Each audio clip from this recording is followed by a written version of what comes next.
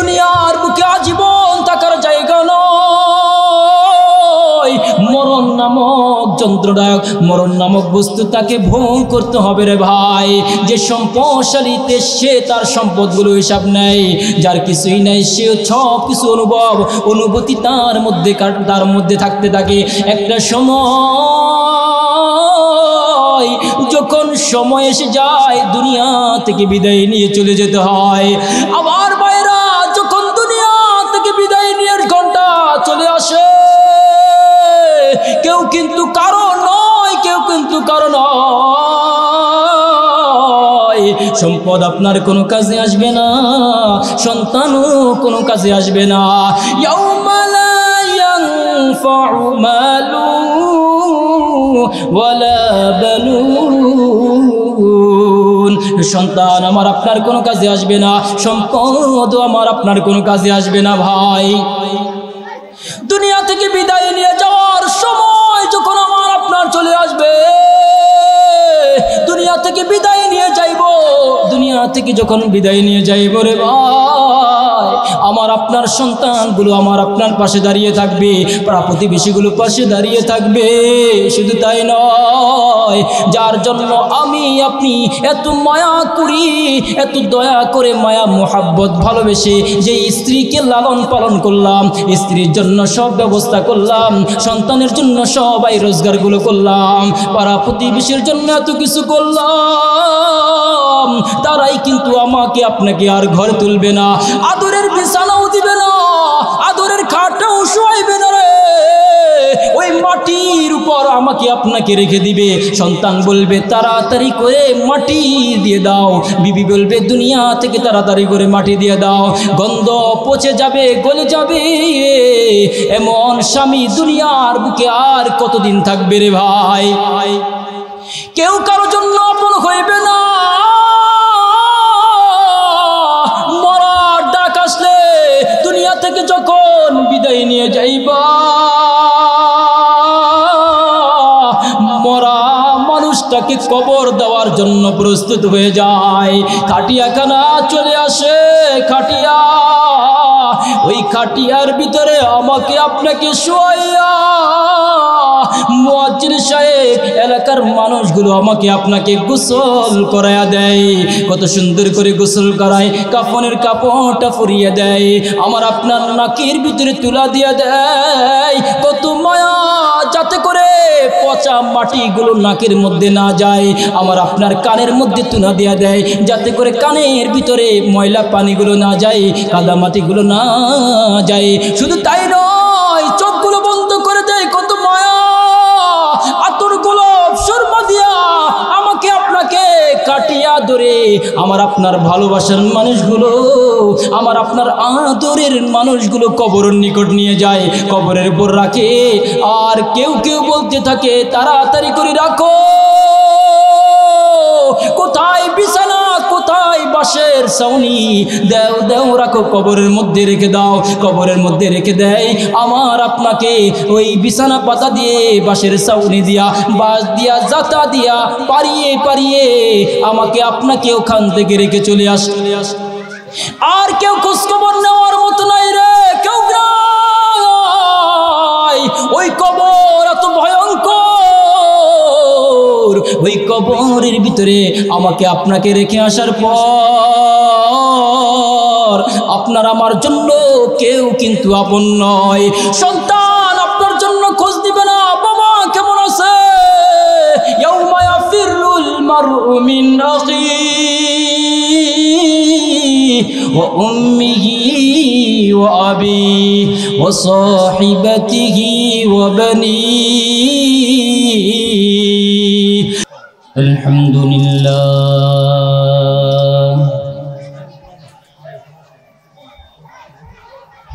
আলহামদুলিল্লাহিল্লাযী খালাকাল ইনসান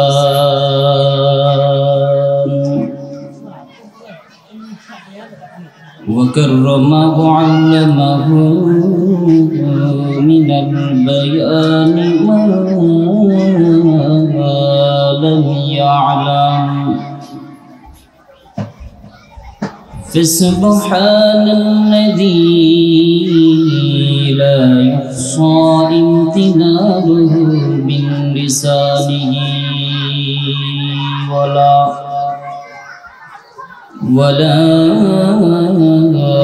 بالقلم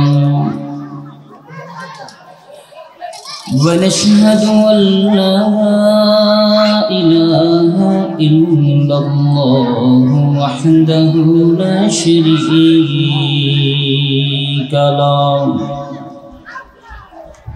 شريك له ولا نذير له ولا زير له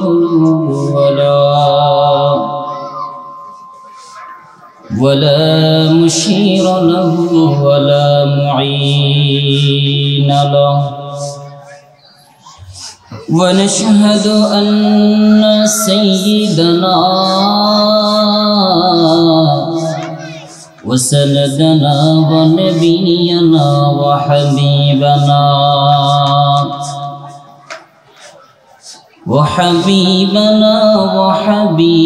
ربنا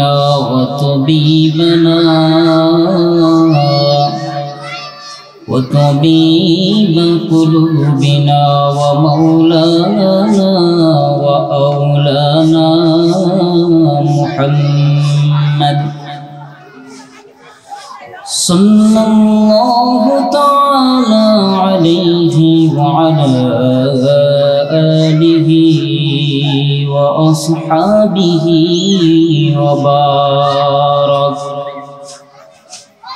وبارك وسلم تسليما كثيرا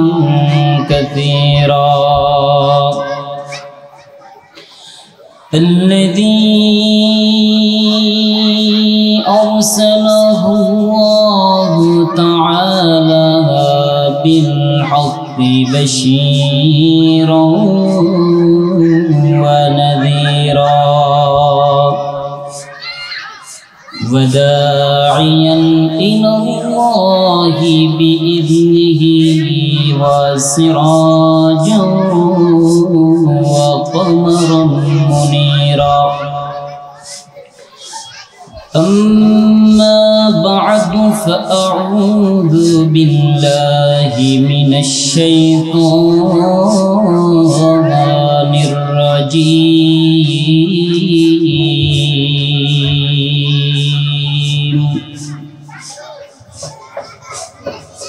بسم الله الرحمن الرحيم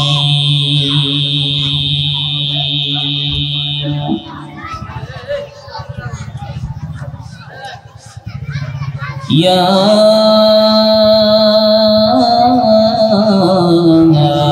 أيها الذين آمنوا إذا نودي للصلاة من يوم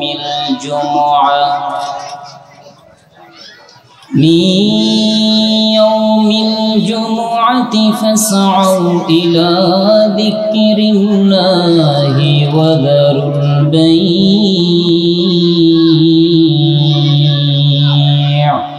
হযরত ইব্রাহিম কেউ যদি একবার পাঠ করে তার প্রতি 8টা ফজিলত আছে। কয়টি ফজিলত? কথা বলতে হবে, কয়টি? 8টি ফজিলত রয়েছে। এক নাম্বার, আপনার আমার জীবনে আল্লাহ সুবহানাহু ওয়া তাআলা এই দুরূদ ইব্রাহিমের মাধ্যমে আপনার আমার গুনাহ মাফ করে দিয়ে বলুন সুবহানাল্লাহ। আপনাকে আমাকে আল্লাহ সুবহানাহু ওয়া তাআলা একবার দুরূদ পাঠ করার কারণে 10টি নেকি দান করবেন, বলুন সুবহানাল্লাহ। আপনার প্রতি রহমত বর্ষণ করবেন, আপনার জন্য জান্নাতের দরজা বুলন্দ করে দিবেন। আপনাকে আমাকে আল্লাহ সুবহানাহু ওয়া তাআলা এই দুরূদের কারণে সকল ধরনের বিপদ আপদ থেকে হেফাজত করবেন। শুধু তাই নয়, আপনার আমার আশা আকাঙ্ক্ষা, আপনার আমার জীবনের চাওয়া পাওয়া, যার জন্য যাকে দেখি নাই, যাকে কখনো নিজের চোখে স্পর্শ নিজের চোখে দেখা হয় নাই, আমরা কখনো তার সাথে সরাসরি তখন সাক্ষাৎ হয় নাই, যার অনুসরণ অনুকরণ সর্বদাই করে যাই, তিনি হলেন দু জাহানের সর্দার সৈয়দুল মুরসালিন আকায়ে নামদার হযরতে মুহাম্মদুর রাসূলুল্লাহ সাল্লাল্লাহু আলাইহি ওয়াসাল্লামের সাক্ষাৎ আল্লাহ সুবহানাহু ওয়া তাআলা দিয়ে দিবেন। সুবহানাল্লাহ। শুধু তাই নয়, আপনাকে আমাকে আল্লাহ সুবহানাহু ওয়া তাআলা এই দুরূদ পড়ার কারণে নবীর শাফায়াতের মতো নিয়ামত দান করবেন। বলুন সুবহানাল্লাহ। নবীর শাফায়াত পাইতে আমি আপনি রাজি আছি তো ইনশাআল্লাহ? আমি আপনি পাইতে রাজি আছি তো ইনশাআল্লাহ? এই জন্য আমার ভাইয়েরা মন খুলে উজাড় করে দুরূদ ইব্রাহিম পড়ি আমরা। আল্লাহুম্মা সাল্লি আলা মুহাম্মাদিন ওয়া আলা আলি মুহাম্মাদ كما صليت على إبراهيم وعلى آل إبراهيم إنك حميد مجيد। দুরূদ ইব্রাহিম আপনি আমি শুধু পড়ব তাই না, আল্লাহ সুবহানাহু ওয়া তাআলা স্বয়ং নবীর উপর দুরূদ পড়েন, ফেরেশতারাও নবীর উপর দুরূদ পড়েন। আমরা সকলে জানি আল্লাহ সুবহানাহু ওয়া তাআলা পবিত্র কুরআনুল কারীমে জানিয়ে দেন, ইন্নাল্লাহা ওয়া মালাইকাতাহু ইউসাল্লুনা আলান নবী ইয়া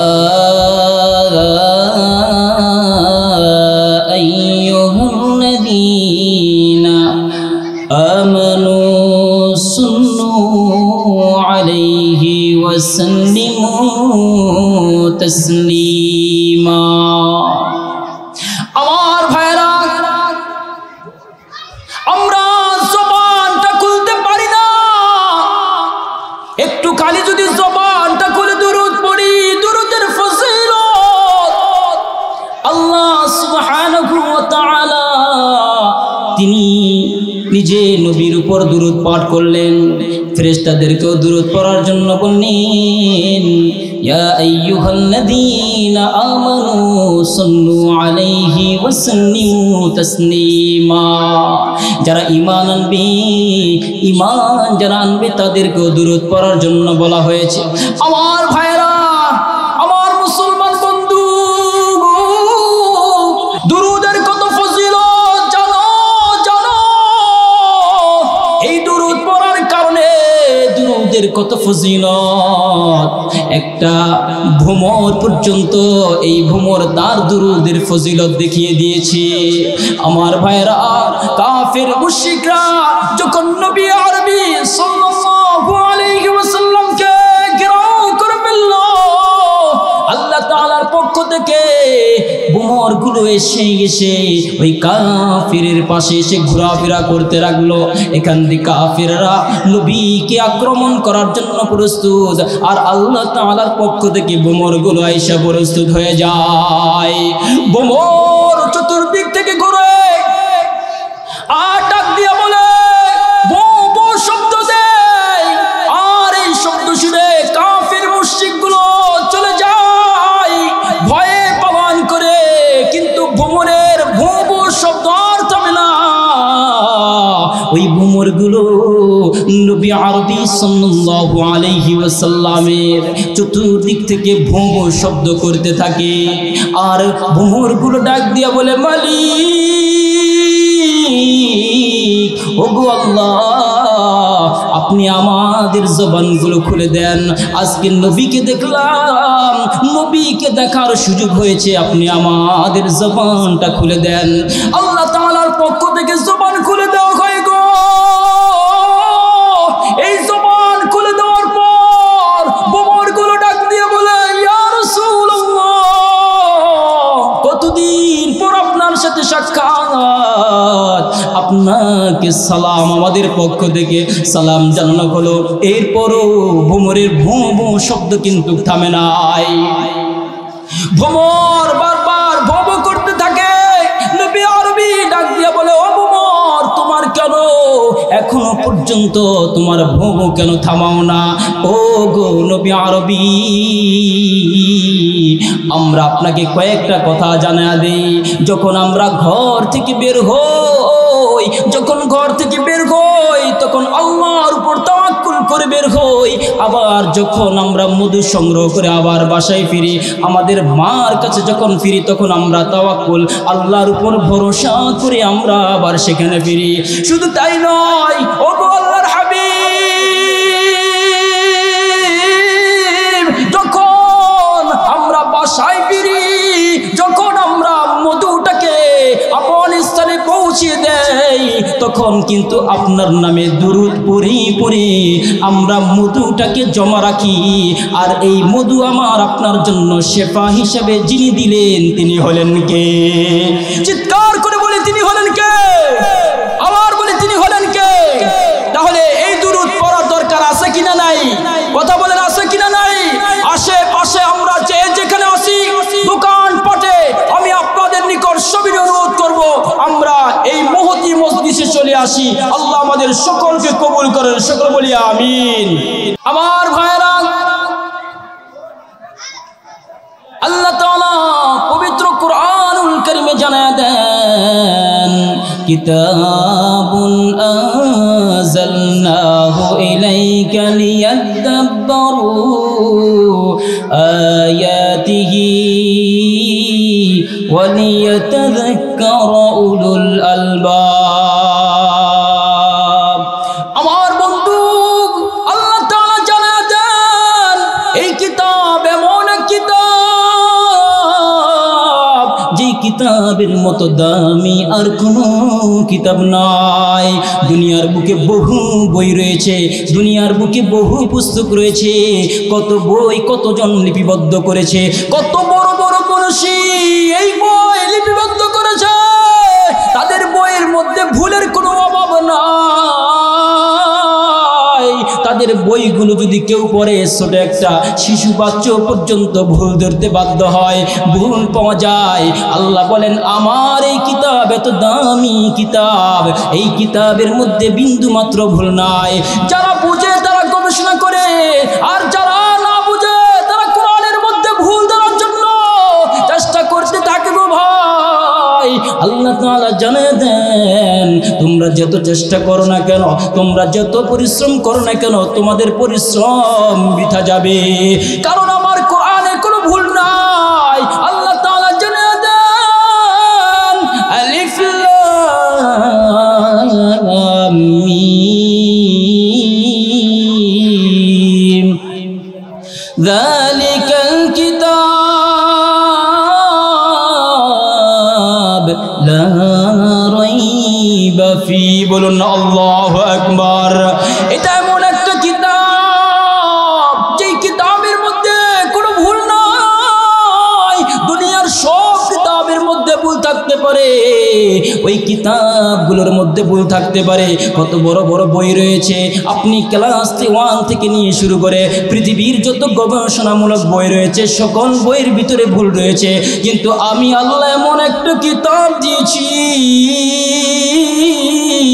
যেই কিতাবের মধ্যে কোনো ভুল নাই, বরং এই কিতাব হলো আমার বান্দার জন্য রহমত, এই কিতাব হলো আমার বান্দার জন্য হেদায়েত, এই কিতাব হলো আমার দেওয়া পৃথিবীর ভিতরে সমাজের জন্য কল্যাণ, সমাজের মধ্যে নূর। শুধু তাই নয়, শুধু তাই নয়, এই কিতাব যদি পরিবারের মধ্যে ব্যবহার করা হয়, এই পরিবার সুন্দর হয়ে যাবে। এই কিতাব যদি কোনো ব্যক্তি তার জীবনে পরিচালিত করে, তার জীবন সুন্দর হয়ে যাবে। কোনো ব্যক্তি তার পরিবারে ব্যবহার করবে, পরিবার সুন্দর হয়ে যাবে। কোন ব্যক্তি সমাজে পরিবর্তন, সমাজে ব্যবহার করবে, সমাজ সুন্দর হয়ে যাবে। এই কিতাব এমন এক কিতাব, এটা সবার জন্য নূর। আল্লাহ তাআলা জানিয়ে দেন, কদ জাআকুম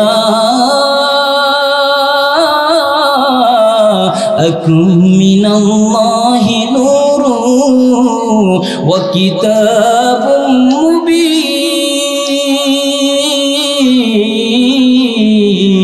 বলুন আল্লাহু আকবার। এটা এমন একটা কিতাব, যেই কিতাব হলো মানুষের জন্য নূর,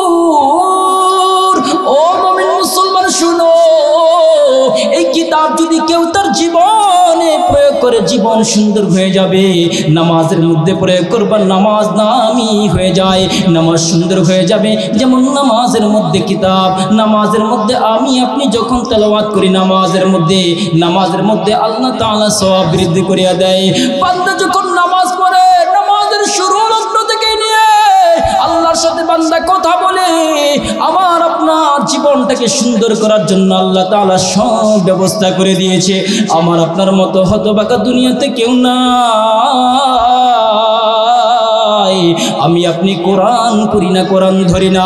কত ভাই আছে 1 বছর নয়, 2 বছর নয়, জীবনের কত বছর পার করে দিয়েছে, এখনো পর্যন্ত কোরআন ধরে নাই, কোরআন পড়ে নাই। আছে কিনা নাই? বছর কি বছর পার হয়ে যায়, কোরআনের সাথে কোনো সম্পর্ক নাই। একটুখানি কোরআন পড়বে, একটুখানি কোরআন বুঝবে, পড়তে পারে না রে ভাই। হাতটাকে বুলিয়ে বুলিয়ে একটুখানি চোখের পানিগুলো ছেড়ে মালিকরে বলবে আল্লাহ। সকলে বলুন না আল্লাহ। জীবনে বহু বছর পার করে ফেলছি গো মাবুদ, একটা বারের জন্য কোরআন পড়া শিখি নাই, কোরআন পড়তেও পারি না, কোরআন ধরি নাই। ও গো মালিক, আপনি আমাকে কোরআন পড়ার সুযোগ করিয়া দেন, কোরআন বোঝার সুযোগ করিয়া দেন। এই কোরআন এত দামি, যেখানে লাগাই সেখানে দামি হয়ে যায়। বলতেছিলাম আমার প্রিয় ভাইরা, কোরআন যদি ব্যক্তি জীবনে প্রয়োগ করে ব্যক্তির জীবন সুন্দর হয়ে যায়। কোরআন যদি পারিবারিক জীবনে প্রয়োগ করে পরিবার জীবন সুন্দর হয়ে যায়। কোরআন যদি সমাজের জীবনে প্রয়োগ করে গো, সমাজ সুন্দর হয়ে যায়। আল্লাহ তাআলা কোরআনের মধ্যে কত সুন্দর করে প্রত্যেকটা বিধান জানিয়ে দেয়, প্রত্যেকটা বিষয় জানিয়ে দেয়। ও বান্দা, কোরআন শিখো। কোরআন তুমি শিখলে বুঝতে পারবা, এই কোরআন শিখলে বুঝতে পারবা আল্লাহর সাথে কাউকে শরীক করা যাবে না, আল্লাহর সাথে কাউকে শরীক করা যাবে না। এই কোরআন পড়লে বুঝতে পারবা সুদ খাওয়া যাবে না। এই কোরআন পড়লে বুঝতে পারবা পরিবারের ভিতরে একাই আমল করলে হবে না, পরিবার পরিজনকে নিয়ে বাঁচতে হবে। এই কোরআন শিখলে বুঝতে পারবা মদ জুয়ার সাথে থাকতে পারবা না। আল্লাহ তাআলা জানিয়ে দেন ইন্নামাল খামরু ওয়াল মাইসির ওয়াল আনসাব ওয়াল আজলামু রিজসুম মিন আমালিশ শাইতান। আমার ভাইরা, প্রতিটা বিষয় আল্লাহ তাআলা জানিয়ে দিয়েছেন, অথচ আমার আপনার জীবনে পরিচালনা করতে পারি না। আজকে কোরআন প্রয়োগ না হওয়ার কারণে আমার আপনার জীবনে, আমার আপনার সংসারে বিভিন্ন ধরনের বিভিন্ন সমস্যা হয় কি না? কথা বলেন হয় কি না? কথা বলেন হয় কি না? আজকে দেখা যায় সংসারিক জীবনে আমি আপনি একাই বাঁচার জন্য চেষ্টা করি, আমি আপনি নিজে বাঁচার জন্য চেষ্টা করি, পরিবারের কি অবস্থা সেটাই কোনো খবর নাই, আমি আপনি জানি না। কারণ হচ্ছে আমি যে আমার স্ত্রীকে ভালোবাসতে হবে, স্বামী স্ত্রী বুঝতে চাই না।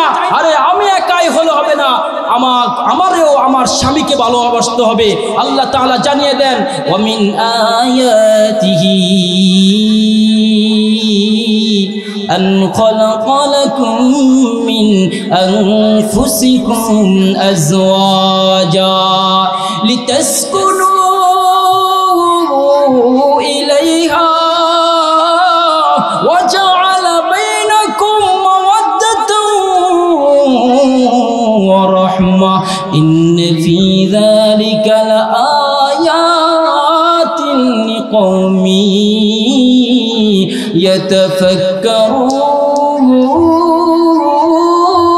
يتفكرون بلنا الله أكبر। আমার ভাইরা, আল্লাহ তাআলা জানিয়ে দেন ও আমার বান্দারা শুনো, পৃথিবীতে আমার অগণিত নিদর্শন রয়েছে, আমার নিদর্শনের কোনো শেষ নাই। ও বান্দা, আমি আল্লাহ আসমান তৈরি করেছি, দেখো না, তাকায় দেখো কত সুন্দর আসমান বানাইছি। আমি আল্লাহ জমিনটা কত সুন্দর করে বানাইলাম। আমি আল্লাহ তাআলা চাঁদ চন্দ্র সূর্য কত সুন্দর করে বানাইছি রে আল্লাহ।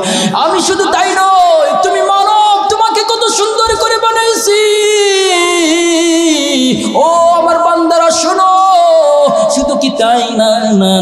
আমি তোমার বিবিকেও তোমার জন্য কত বড় নেয়ামত করে বানাইছি। তোমার একজন বিবির প্রয়োজন, তোমার সন্তানের প্রয়োজন, সেটাও আমি আল্লাহ তাআলা তোমার জন্য বানায় দিলাম।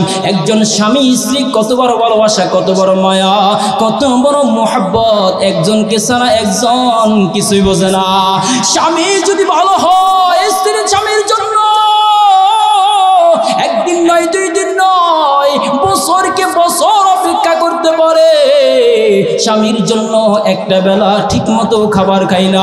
কত আমার রিক্সা চালক ভাই আছে, সারাদিন রিক্সা চালায় আর বিবি সাহেব খাবার মুখে দেয় না, এমন আছে কিনা নাই? সকলে বলেন আছে কিনা নাই? এমন কত বিবি আছে যেই বিবি স্বামীকে ছাড়া কোনো কিছুই বুঝে না। স্বামীর প্রতি ভালোবাসা, এত পরিমাণ ভালোবাসা, স্বামীর যদি একটুখানি সমস্যা হয়, স্ত্রীর চোখ দ্বারা টপ টপ টপ টপ করে পানি পড়ে। স্বামীর মায়া, স্বামীর ভালোবাসা। স্বামী বিপদে পড়েছে, স্ত্রীর চোখ দ্বারা পানি পড়তে থাকে। স্বামীর কোনো সমস্যা হয়, স্ত্রী দূরেই চলে যায়। শুধু তাই নয়, এই ভালোবাসা, এই মোহাব্বত ওই ধরনের স্ত্রীর হবে রে ভাই, ওই ধরনের বিবি হবে যেই বিবি নেককার, দিনদার, পরহেজগার হবে। কথা বলেন ঠিক কিনা? আবার এমন আছে স্বামী অফিস করে আর স্ত্রী রাস্তায় রাস্তায় ঘুরে, আছে কিনা নাই? কথা বলেন আছে কিনা নাই? স্বামী অফিস করে, স্ত্রী পরকীয়ার মধ্যে লিপ্ত হয়ে যায়। স্বামী রাস্তায় দিনরাত 24 ঘন্টা মেহনত করে, রিক্সা চালায়, ভ্যান চালায়, গাড়ি চালায়। স্ত্রীও এখান দিয়া অন্য জায়গায় ভ্যান চালায়, গাড়ি চালায়। কথা বলেন ঠিক কিনা? আছে কিনা নাই? কথা বলেন। এতগুলা মানুষের আওয়াজ নাই, আছে কিনা নাই? এই জন্য আমার প্রিয় ভাইরা, স্বামী স্ত্রীর প্রতি ভালোবাসা, এই ভালোবাসা গভীর, সাধারণ কোনো ভালোবাসা নয় রে ভাই। একটা দাম্পত্য জীবনের সূচনা লগ্ন থেকেই সব কিছুর প্রয়োজন, আছে কিনা নাই? একটা সুন্দর দাম্পত্য জীবন, বাবা মা কত সুন্দর কবুল পরিয়ে বাবা মা সন্তানকে বিয়ে পরিয়ে দেয়। আফসোসের বিয়ে হলো আফসোসের বিষয়। সন্তানকে বিয়ে পড়ার পর কত বাবা মা আছে সন্তানের উপর জুলুম করে, সন্তানকে বুঝতে চাই না, সন্তানের দুঃখগুলো বুঝতে চাই না। বিয়ে দেওয়ার পর বহু বাবা মা সন্তানদেরকে ডাক দিয়া বলে, তোরে বিয়ে দেওয়ার কারণে আজকে আমার আর খোঁজ খবর নেস না। এমন বাবা মা আছে কিনা নাই? কথা বলেন আছে কিনা নাই? এমন বহু বাবা মা আছে যারা সন্তানকে বিয়ে দেওয়ার পর বাবা মা মনে মনে ভাবে, হাই রে, এর তো বিয়ে শাদী দিয়ে দিলাম, এই সন্তান হারিয়ে ফেলেছি। কথা বলেন, এমন কয় কিনা? সন্তান বিয়ে দেওয়ার পর আপনি হারিয়ে ফেললেন, কেমন কথা বললেন? ওই যে পরের বাড়ির মেয়েটা যে বাবা মা এত কষ্ট করে লালন পালন করে, ছোট থেকে বড় করে, খাওয়া দাওয়া পড়া ফিন্দা সব দিয়ে আপনার বাড়িতে তুলে দিল, আপনি শ্বশুর শাশুড়ি হলেন। এমন এমন আমি বলবো, এমন দুর্ভাগা, হতভাগা, নির্বুদ্ধি এমন অনেক শ্বশুর শাশুড়ি আছে যারা আমার আপনার মেয়ে বলেন, যারা বউ হয়ে আসে, তাদের প্রতি নির্যাতন, জুলুম, অত্যাচার চালায়। কথা বলেন ঠিক কিনা? আর এই জুলুম অত্যাচার ছেলে হয়ে যে নাকি ছেলে, এই ছেলে অসহায় মানুষ, অফিসে, আদালতে, রিস্কায়, ভ্যান চালায়, এই সব জায়গায় তার চিন্তায় চিন্তায় তার জীবনটা শেষ হয়ে যায়। কথা বলেন, কথা বলেন ঠিক কিনা? এই জন্য আমার প্রিয় ভাইরা, আমরা যারা বাবা মা আছি, বাবা মা 3টা কারণে জাহান্নামে যাবে। কয়টা কারণে? কথা বলেন, কয়টা কারণে? 3টা কারণে। 1 নম্বর, ওই বাবা মা, যেই বাবা মা তার সন্তানের, সেটা ছেলে হোক মেয়ে হোক, সন্তানের সংসার ভাঙ্গার ক্ষেত্রে তার অবদান থাকবে।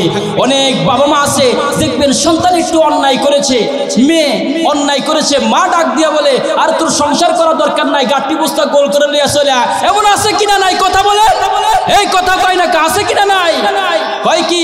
গাঁটটি বস্তা গোল করে নেয়া, দেখা যায় উনি পরে ঘরে আনি বসাই থিয়া দেয়, 1 বছর 2 বছর 5 বছর পরে সেই সন্তানটাই মনে করতে হবে বিভিন্ন আবাসিক হোটেল, বিভিন্ন খারাপ কাজে, ব্যবসা বেশ্যা বিভিন্ন ব্যভিচার কাজে লিপ্ত হয়। কথা বলেন ঠিক কিনা?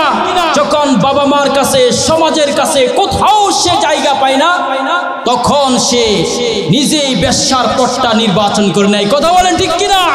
এটা বাবা মার সবচেয়ে বড় অপরাধ। এক নাম্বার, ওই সকল বাবা মা, ওই সকল মা জাহান্নামে যাবে যেই সকল মা তার সন্তানের সংসার ভাঙ্গার ক্ষেত্রে সে সবচেয়ে বেশি ভূমিকা রাখে। সন্তানকে লেলিয়ে দেয়। ছেলে বিয়ে দিয়েছে ভালো কথা, ছেলেকে বলে এই তোর বউ কথা শুনে না, এই বউ রাখা দরকার না, তোর বিয়ে আরেকটা করাবো। ছেলের শিক্ষা দেয় তোর বিয়ে আরেকটা করাবো, এটা ছাইরা দে। আবার মেয়েরে বলে তুই চলা, দেখা যাবো নি, ওর মামলা দিয়ে জেলের মধ্যে আটকায় রাখবো বছরকে বছর। ওই কথা কয় না ঠিক কিনা? এক নম্বর।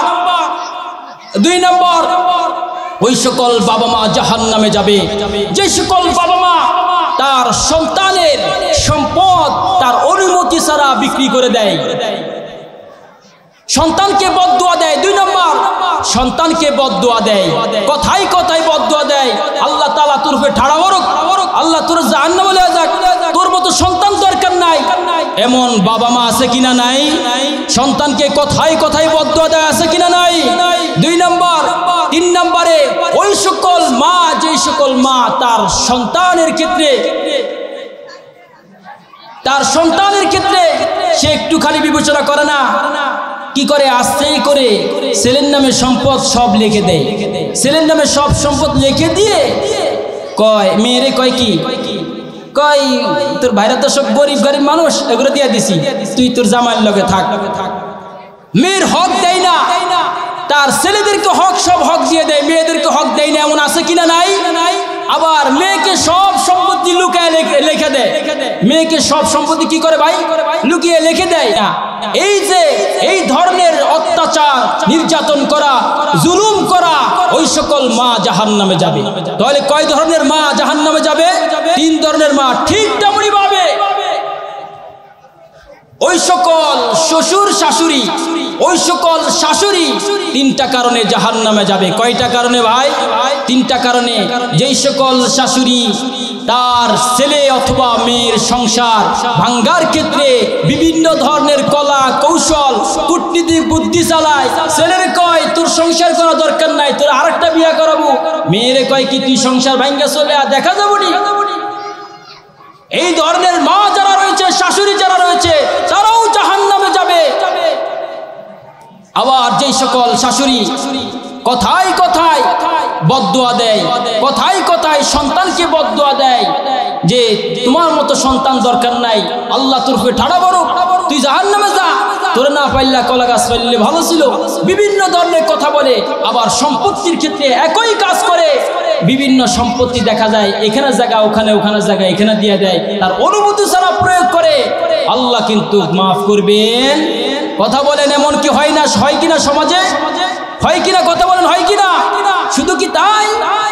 সংসারের ভিতরে সংসার ভাঙ্গার ক্ষেত্রে উভয় পক্ষ, ছেলে পক্ষ এবং মেয়ে পক্ষ, উভয় পক্ষের ভূমিকা অনেক থাকে।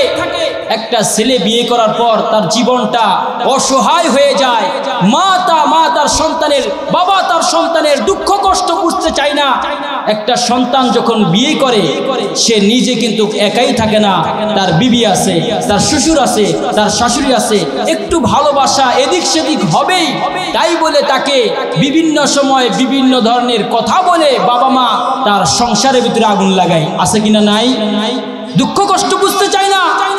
আবার দেখবেন কি ছেলে যদি বউ নিয়া, ছেলে যদি বিবি নিয়া একটু দুপুরবেলা রেস্ট করে, দুপুরের টাইমে রেস্ট করলো, সাথে সাথে বলে ফেলে ছেলে বিয়ে দিলাম, এখন আর মারে চিনে না, বিকালবেলা বড় নিয়ে শুয়ে আছে। আচ্ছা বলুন তো, মার এই ধরনের কথাগুলো, শাশুড়ির এই ধরনের কথাগুলো আসলে কি ঠিক হয়? কথা বলেন, আসলে কি ঠিক হয়? ছেলে বিয়ে করেছে তো বউ নিয়ে তো শুয়ে থাকবো নাকি আরেক বেড়ি নিয়ে আসবে? কথা বলেন, কথা বলেন ঠিক কিনা? এই জন্য আমার যারা শ্বশুর শাশুড়ি রয়েছেন, আমি আপনাদেরকে বলতে চাই, অধিকাংশ সংসার ভাঙ্গার কারণের পিছনে আপনারা শ্বশুর আর শাশুড়িও দায়ী রয়েছেন। কথা বলেন, কারণ আপনারা যারা শ্বশুর শাশুড়ি রয়েছেন, পরের বাড়ি মেয়েটাকে নিজের মেয়ের মতো ভাবি না। পরের বাড়ি মেয়েটা যখন আমার আপনার বাড়িতে আসে, কাজের বুয়া ভাবি, কাজের বুয়া। কি ভাবি ভাই, কথা বলেন, কাজের বুয়া আসার সাথে সাথে যেই শ্বশুর শাশুড়ি সর্বদাই সব ধরনের কাজ করতে পারত।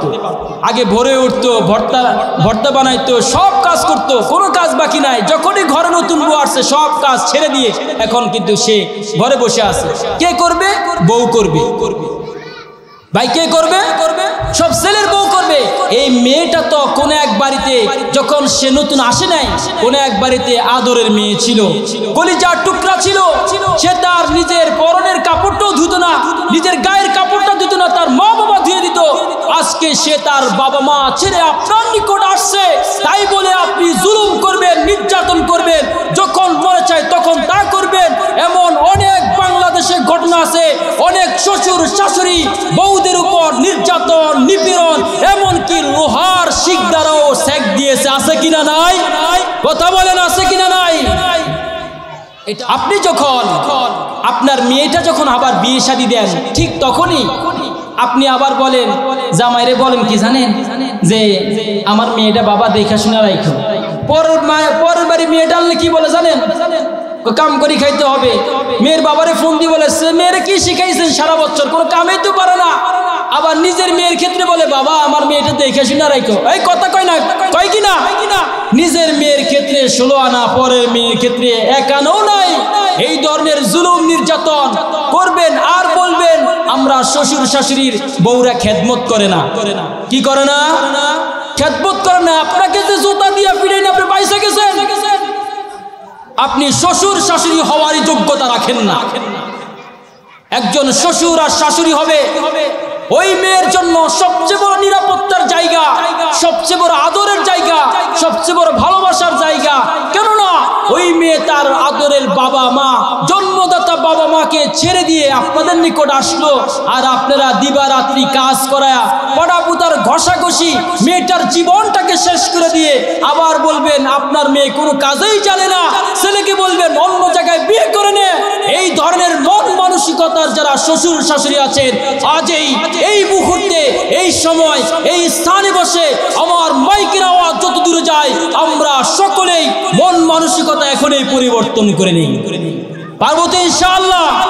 আল্লাহ আমাকে আপনাকে তৌফিক দান করে, সকলে বলি আমিন। আমার ভাইরা, বলতেছিলাম কোরআন হলো আদর্শ। কোরআন আমার আপনার জন্য সবচাইতে সুন্দর। কোরআন জানিয়ে দেয় একজন মানুষের জীবন কত সুন্দর হবে। এই কোরআন হবে আপনার সন্তানের জন্য নূর, আপনার সন্তানের মগজ হবে উন্নত। আর এই কোরআন ফিটিং করবেন, আপনার সন্তানের জীবন হবে, আপনার সন্তানের ভবিষ্যৎ হবে উজ্জ্বল। আর কোরআন ফিটিং করবেন না, এই সন্তান আপনার আমার কবরের পাশ দিয়ে যাবে, আর আপনার আমার গাঞ্জা, বিড়ি, সিগারেট খাইবে, আর বলবে বাবা দুনিয়ার বুকে তুমি ছিলা ঠিকই, আমাকে শিক্ষা দাওনি, আজকে আমি তোমার পাশ দিয়ে যাচ্ছি আর গাঞ্জা খাই, এটা আমার কোনো অপরাধ নয়। এমন বাবাও কবরে শুয়ে থাকে, সন্তানও বাবার কবরের পাশ দিয়ে সিগারেট খায়, গাঞ্জা খায়, মদ খায়, মারামারি করে। আছে কিনা নাই? এই কথা কয় না, আছে কিনা নাই? এটা দোষটা কি সমাজের না নিজের? কার? কথা বলেন কার? আমি আপনি নিজের সন্তানটাকে মানুষ করতে পারি না, এটা আপনি আমি সমাজকে দোষারোপ করলে হবে না। আপনার আমার ঘর, আপনার আমার পরিবার ঠিক করতে হবে, সমাজ ঠিক করতে হবে, তাহলে সব সুন্দর হয়ে যাবে ইনশাআল্লাহ, ইনশাআল্লাহ। তাহলে কোরআন যদি আমাকে আপনাকে শিক্ষা করতে হয়, তাহলে কোরআন পরিবারের ভিতরে ঢুকাইতে হবে। কিসের ভিতরে? কিসের ভিতরে ভাই? পরিবারের ভিতরে। নিজে পড়তে হবে, পরিবার পরিজনকে শিখাইতে হবে। আবার ভাইরা, এই জন্য আল্লাহ তাআলা পবিত্র কোরআনুল কারীমে সূরাতুত তাহরীমের মধ্যে জানিয়ে দেন, ইয়া আইয়ুহাল্লাযীনা আমানু কু আনফুসাকুম ওয়া আহলিকুম নারা। আমার ভাইরা, জানিয়ে দেন ও ইমানদার, ও যারা আমার প্রতি ঈমান এনেছো, যারা আমাকে না দেখে আমাকে বিশ্বাস করেছো, আমাকে দেখো নাই, আমার রাসূলকে দেখো নাই, নাই, আমাকে দেখো নাই, আমার রাসূলকে দেখো নাই। ও ভাইরা, ছোটবেলায় আপনারা একটা কালিমা পড়েছেন, সকলে বলি আমানতু বিল্লাহি ওয়া মালাইকাতিহি ওয়া কুতুবিহি ওয়া রুসুলিহি ওয়াল ইয়াউমিল আখিরি ওয়াল কদরি খাইরিহি ওয়া শাররিহি মিনাল্লাহি তাআলা ওয়াল বা'থি বা'দাল মাউত। আমার ভাইরা, আল্লাহকে দেখি নাই, আল্লাহকে বিশ্বাস করো। রসুলকে দেখো নাই, রসুলকে বিশ্বাস করো। আমার দেওয়া কিতাবগুলো তুমি বিশ্বাস করো। ভালো মন্দ তোমার প্রতি যা আসে সেটাও তুমি বিশ্বাস করো। আখিরাতের প্রতি বিশ্বাস করো। এমন ঈমানদারদেরকে আল্লাহ তাআলা ডেকে ডেকে বলেন, ও ঈমানদাররা শুনে নাও, কু আনফুসাকুম ওয়া আহলিকুম নারা। তোমরা নিজেরা এবং নিজেদের পরিবার পরিজনকে নিয়ে আগুন থেকে বাঁচো। আগুন, এই আগুন থেকে বাঁচার জন্য একাই নিজে খেদমত করলে হবে না, একাই নামাজ পড়লে হবে না রে মুমিন, একাই রোজা রাখলে হবে না। ও হাজী সাহেব, একাই হজ করলে হবে না রে ভাই। আপনি যাকাতের পরিমাণ, যাকাত আপনার দেওয়া, যাকাত আপনার প্রতি ফরজ হয়েছে, আপনি যাকাত দিলেন। না না না, একাই তুমি বাঁচতে হবে না, তোমার পরিবারের সদস্যকে নিয়ে বাঁচতে হবে। তোমার সন্তান নামাজ পড়ে কিনা ওই খবরটাও বাবা হিসেবে তোমার দায়িত্ব রয়েছে। সন্তান হিসেবে, ভাই হিসেবে বোনের খোঁজ খবর নিবে, বোন নামাজ পড়ে কিনা। সন্তান তার বাবা আমার খোঁজ খবর নিবে, বাবা মা সন্তানের খোঁজ খবর নিবে রে ভাই। দাদা দাদি তারাও তার নাতি নাতনির খোঁজ খবর নিবে, তারা ঠিক মতো ইবাদত করে কিনা, নামাজ পড়ে কিনা। এই শীতকালের ভিতরে নাকি তার সন্তানকে লেপ খাতা কম্বলের মধ্যে জাদা দিয়া রাইখা যায়, এমন আছে কিনা নাই? কথা বলেন, আছে কিনা নাই? না না না, এই সন্তান আমার আপনার জন্য জাহান্নামের কারণ। এই সন্তান আমার আপনার জন্য জাহান্নামের কারণ হবে। এই সন্তান আমার আপনাকে জাহান্নামের দিকে নিয়ে যাবে রে বন্ধু। এই সন্তান আমাকে আপনাকে চিনবে না। নামাজের কথা বললা না, নামাজ পড়লে তার জীবনটা সুন্দর হয়ে যেত। নামাজ পড়লে আল্লাহ তাআলা তাকে অশ্লীল কাজ থেকে ফিরাইতো। নামাজ যদি কেউ পড়ে রে মুমিন, নামাজ তোমার আমার জন্য জীবন সুন্দর করে দিবে, জীবনকে পবিত্র করে দিবে, অশ্লীল ফাহিশা কাজ থেকে আমাকে আপনাকে ফিরাইবে। আর নামাজ যদি না পড়ি, নামাজ না পড়ার কারণে আমার আপনার কোনো উপায় নাই। কালকে কিয়ামতের ময়দানে নামাজ আমাকে আপনাকে জাহান্নামে নিয়ে যাবে। আর দুনিয়ার ময়দানে জানামাজ যদি কেউ পড়ে, ও মুমিন মুসলমান, আপনার জন্য রিজিকের ফয়সালা হয়ে যাবে, আপনার জন্য বরকতের ফয়সালা হয়ে যাবে, আপনার জন্য রহমতের ফয়সালা হয়ে যাবে। শুধু কি তাই রে মুমিন? না না না, এই নামাজ যে ঘরের মধ্যে চালু হয়ে যায়, ওই ঘরটা সুন্দর হয়ে যায়, ঘরের রমণী আল্লাহ ওয়ালা হয়ে যায়। আর যখন ঘরের রমণী আল্লাহ ওয়ালা হয়ে যাবে, তখন আর আপনি ঘরে ঢুকে মারামারির জন্য প্রস্তুত হওয়া লাগবে না। কথা বলেন ঠিক কিনা? কথা বলেন ঠিক কিনা? এই জন্য আমার আপনার পরিবারের ভিতরে, পরিবারকে যদি সুন্দর করতে হয়, সুন্দর রাখতে হয়, তাহলে আমাকে আপনাকে আমার আপনার পরিবারের ভিতরে নামাজ চালু করে দিতে হবে। স্বামী স্ত্রী উভয় নামাজ পড়তে হবে, কেননা একদিন আমাকে আপনাকে এই দুনিয়া ছেড়ে চলে যেতে হবে। কেউ থাকবে না, কেউ থাকবে না, সবাইকে চলে যেতে হবে। কেননা এই দুনিয়া থাকার জায়গা নয়, এই দুনিয়া থাকার জন্য জায়গা নয়, এটা এমন একটা জায়গা যেই জায়গা থেকে সকল প্রাণীকেই চলে যেতে হবে। আমার ভাইরা, একটা মুহূর্তের জন্য সময় নাই।